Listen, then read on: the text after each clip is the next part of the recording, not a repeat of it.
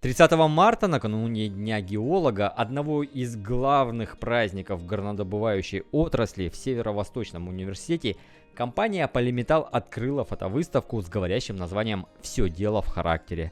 О характере горняков и о том, как лидер отечественной золотодобычи уже сегодня помогает его ковать, студентам-якутянам расскажем в нашем сюжете. Фотовыставка представляет 25 фотографий по числу лет компании Polymetal, достигшей своей четвертьвековой истории. Как говорят сами организаторы, идея фотовыставки показать, благодаря чему добывается каждый грамм драгоценного металла. На фотографиях главная ценность компании, тех, кто дороже золота, это люди разных специальностей и их характер, который помогает им в прямом смысле слова достать из-под земли и сделать общим достоянием полезные ископаемые. Я считаю, что добыча в наши дни является очень перспективной и очень быстро развивается. И считаю, что мне нужно приложить свои усилия, чтобы это развитие тоже двигалось быстрее. Как вот фотографии, они отражают суть профессии, на твой взгляд? Да, отражают. Вот как здесь и написано, каждый грамм драгоценного металла непростой, ежедневный труд сотрудников. С детства я увлекаюсь машинами, немного разбираюсь, поэтому хотел пойти в то обучение, которое помогло бы мне разобраться еще с большими машинами. И горное дело предоставляет мне эту возможность. Вот эти фотографии, они, на твой взгляд, отражают вообще профессию? Ты сталкивался с ней? Да, более-менее. Я, конечно, не все посмотрел еще, но более-менее, да, я такое ожидал от горного института. Благодаря Polymetal в горном институте уже год работает новый компьютерный класс. Теперь якутские студенты могут одновременно освоить сразу два базовых инструмента для ведения горных работ. С якутским филиалом компании Polymetal мы тесно работаем 4 года. Сотрудничество у нас очень такое плодотворное и взаимовыгодное. Это подтверждается не просто словами, а определенными поступками. Смотрите, что за 4 года сделано.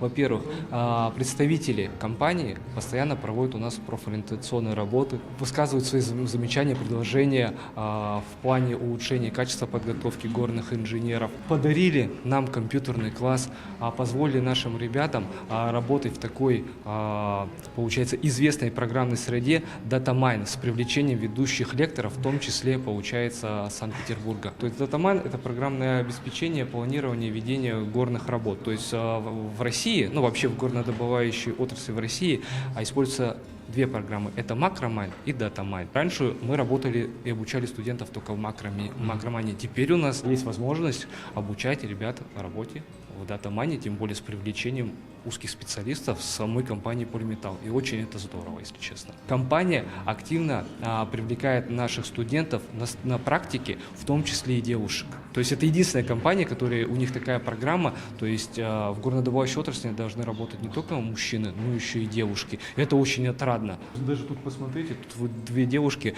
они, получается, уже попадут на практику в Polymetal. Одна уже второй раз попадет, и я думаю, что в дальнейшем они там успешно трудоустроятся.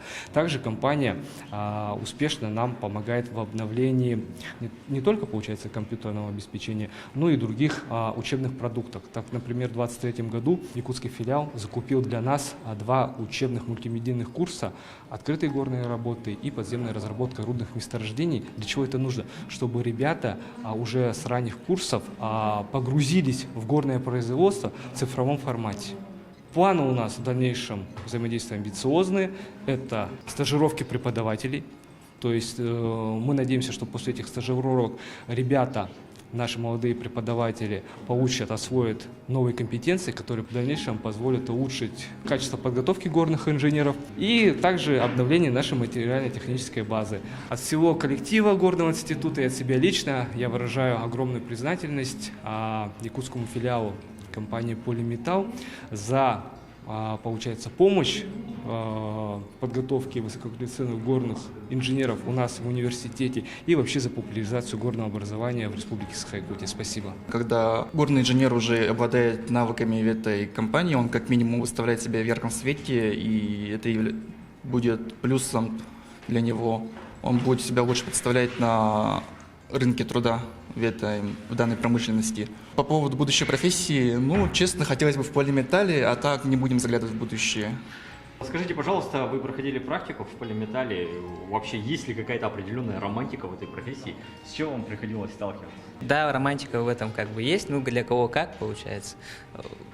Переходил, ну, работой. В основном работой приходилось сталкиваться. А зарплаты там хорошие? Ну да, нормальная. Для студента пойдет. Отлично.